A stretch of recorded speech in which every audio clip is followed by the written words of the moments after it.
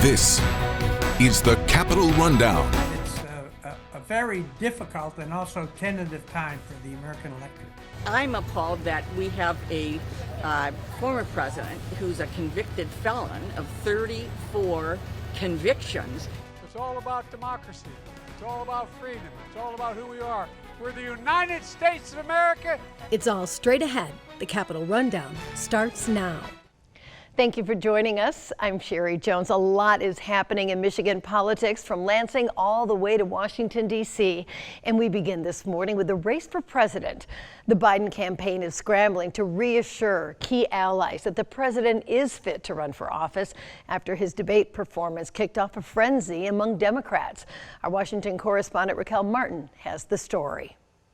The White House is pushing back on concerns about the president's ability to run for a second term. The president is clear-eyed, and he is staying in the race. Nearly a week after his debate performance sparked a frenzy within the party. There's a cold, there's a jet lag, things happen. The president is on full damage control, meeting with key Democratic governors at the White House. Press Secretary Karine Jean-Pierre says the president also held calls with top Democrats on the Hill. For strong conversations, that's something that the president told me and my team directly moments ago. For some, the damage is already done. We have to have another choice. Tuesday, Texas Congressman Lloyd Doggett became the first sitting Democratic lawmaker to publicly call for the president to step aside. He warns he's not the only one with doubts after seeing the debate, and is calling on others to speak out. It just seemed to me we can't afford that risk, and we should be seeking a stronger alternative. The Democratic National Committee chair is brushing off polling showing President Biden trailing Donald Trump. On Twitter, he asked party members to pump the brakes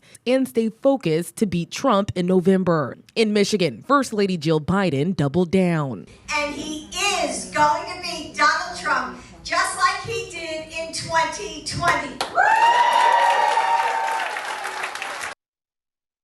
One presidential candidate is a convicted felon who's yet to be sentenced. And as you just heard, the incumbent's party is floating ideas of replacing him. In the words of University of Michigan political scientist Michael Traugott, we're in uncharted territory. This is probably the most important election in the United States since 1860.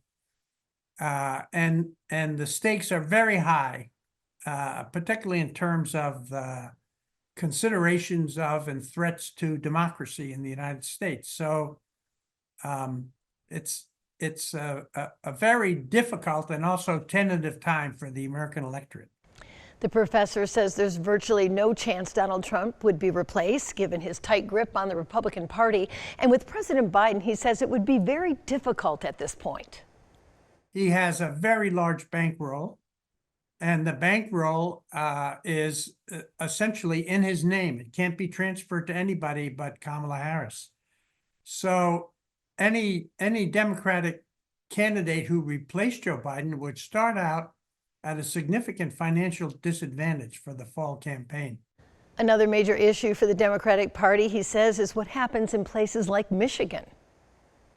One major issue for the Democrats, especially in the so-called battleground states, is what the Democratic governors in those states decide, whether they're going to stick with Joe Biden, and they've indicated currently that they will, or whether any of them abandon him and make a pitch for some alternative candidate, which of course could include one of them. Democratic Senator from Michigan, Debbie Stabenow, joined the First Lady on her recent visit here, and she had this to say when asked about people calling for the president to step down. This is not about 90 minutes, it's about 4 years. And I can tell you, we have more manufacturing jobs than we've ever had. We have more people with lower healthcare costs. We are, this president took on the drug companies. We've been talking about it forever. He did it. We got people saving money because of that, and being able to get their medicine without giving up their food, and we can go right on around. I'm appalled that we have a former president who's a convicted felon of 34 convictions, and there aren't editorial boards across this country the minute he was convicted calling for him to step down. I find that very disappointing. Up next on the Capitol Rundown, we'll have more on the First Lady's visit to West Michigan earlier this week. We'll tell you what she and California Governor Gavin Newsom had to say during their visit. The Capitol Rundown will return after this.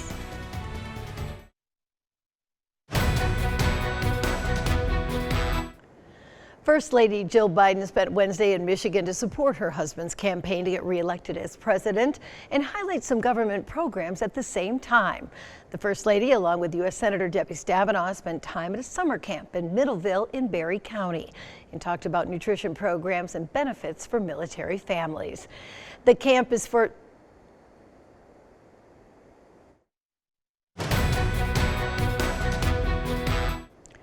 First Lady Jill Biden spent Wednesday in Michigan to support her husband's campaign to get reelected as president and highlight some government programs at the same time. The First Lady, along with U.S. Senator Debbie Stabenow, spent time at a summer camp in Middleville in Barry County and talked about nutrition programs and benefits for military families. The camp is for children and families connected to the military, and Dr. Biden talked to the kids as well. You know, the Bidens are a military family. My dad fought in World War II. He was Navy. And then my son was Army National Guard, and he went to Iraq and fought for a year. And so I love meeting with military families and especially military kids. And I hope that you know that your president, my husband Joe Biden, really cares about military families, because we are a military family. The visit was part of the First Lady's Joining Forces initiative to recognize and support military-connected children. Her visit was also critical for President Biden's campaign, with Michigan being a key battleground state. Well, the First Lady wasn't the only one in Michigan to stump for the president this week. California Governor Gavin Newsom himself, a rising star in Democratic presidential politics, was in South Haven to shore up support for President Biden. Megan Buchanan has the details. As hundreds of people gathered today at this rental just south of downtown South Haven to hear what Governor Gavin Newsom had to say. Newsom spoke on a wide array of topics, including the economy, job growth, and insurance coverage. I left last night from the White House. Newsom was with the president yesterday and says despite concerns from some Democrats, the president will continue his run for re-election. I mean, it's a very small number of people. In fact, we talked about that with the president. He was on the call with congressional leaders, current, former, Speaker Emeritus Pelosi included, about the incredible strong support he has with the caucus.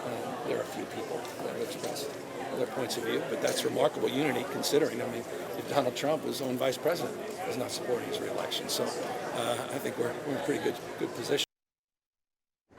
Well, coming up, our Capitol correspondent Tim Skubic will be here with us to tell us what's happening behind the scenes in Michigan politics. But first, we'll tell you about Congresswoman Elissa Slotkin's big ad buy and why her campaign thinks that this will give her an edge in the race for the Senate. That and much more coming up next.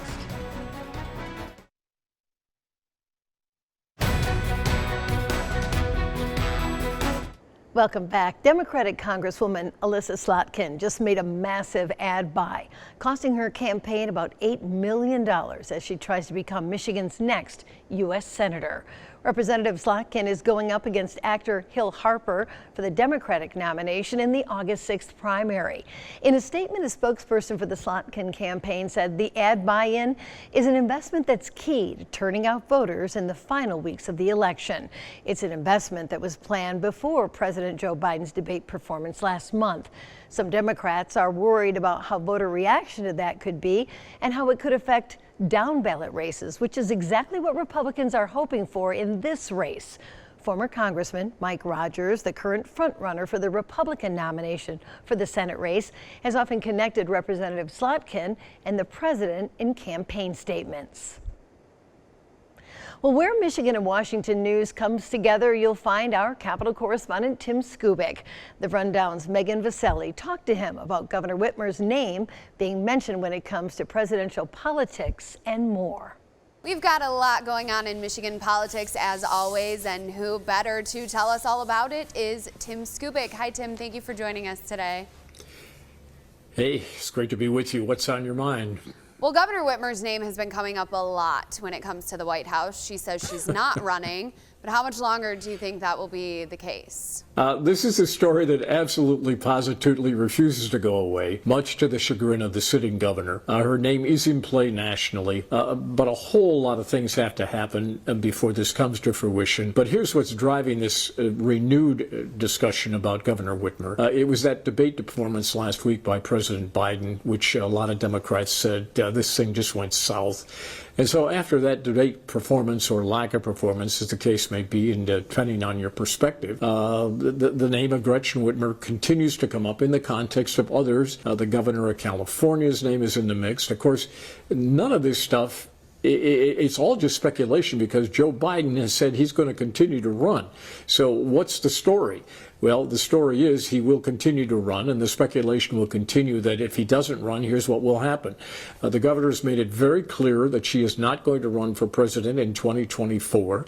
Things change, however, and she could walk that statement back, but there are absolutely no indications that she is even thinking about walking that statement back, because there is a candidate running for president by the name of Joe Biden.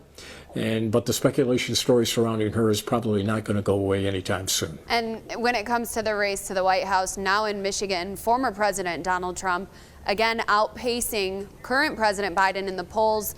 Does the president have time to turn this around as the November election approaches? You know, when you really think about it, as we sit here about to celebrate 4th of July, or having celebrated 4th of July, there is an eternity between now and November. And while it is a short in months in politics, stuff can change on a dime. And nobody knows what's coming down the road. If you could predict that, we would have a great story, but we can't. So you take these things one day at a time. Do things look bad for Democrats in the state right now? Not as good as the governor would have them. There's no question about it, but the game is not over. And we'll just have to wait and see what happens. So this is, everybody thinks this race may be over, but it's not. Well, thank you both. Coming up next on the Rundown, the Supreme Court issued a ruling on presidential immunity when it comes to official acts of office. We'll break it down for you and bring you reactions to it, including some from right here in Michigan. We'll be right back.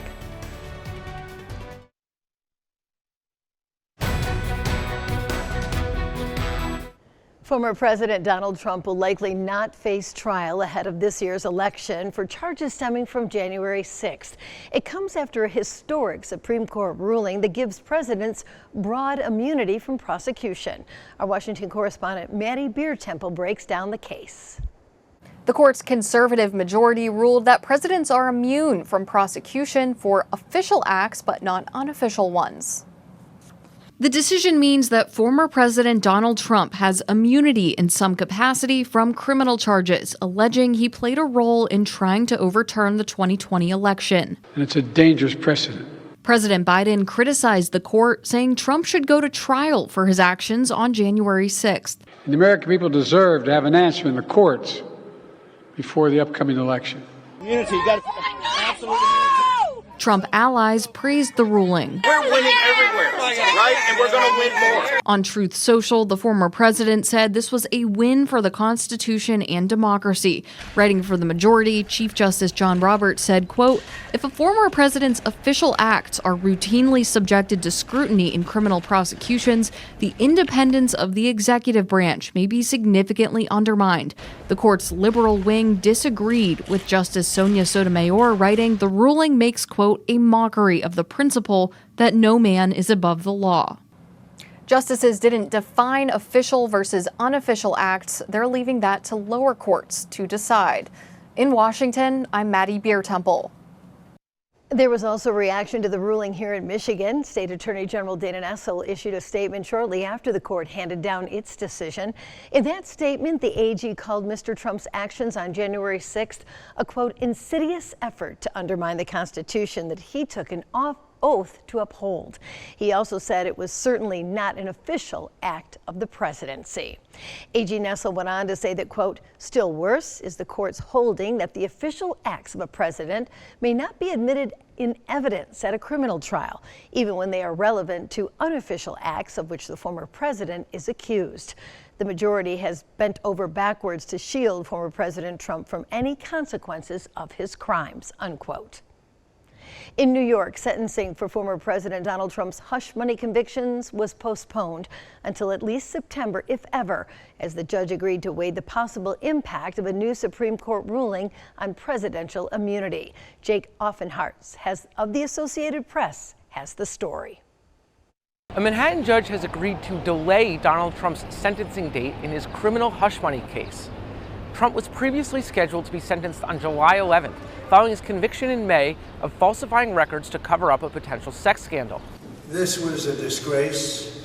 This was a rigged trial by a conflicted judge who was corrupt.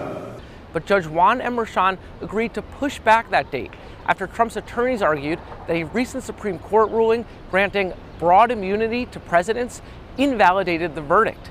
The Manhattan District Attorney has called that argument, quote, without merit, but they agreed to the delay as both sides present motions on the matter. Donald J. Trump has been convicted of 34 counts of falsifying business records. The delay means that Trump won't know of his sentencing as he's formally nominated at the Republican National Convention, which starts in Milwaukee on July 15th. And it leaves open the possibility that he could be ordered to jail during a critical stretch of his campaign. Well, coming up next on the Capitol Rundown, we'll take you to the National Mall's 4th of July celebration, where President Biden spoke to the crowd gathered before the annual fireworks show. Stay tuned.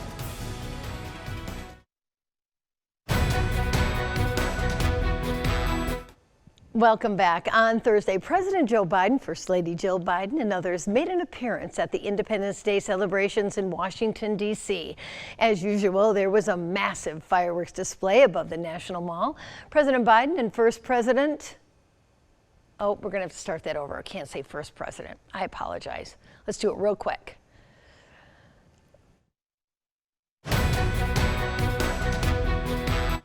Welcome back. On Thursday, President Joe Biden, First Lady Jill Biden, and others made an appearance at the Independence Day celebration in Washington, D.C.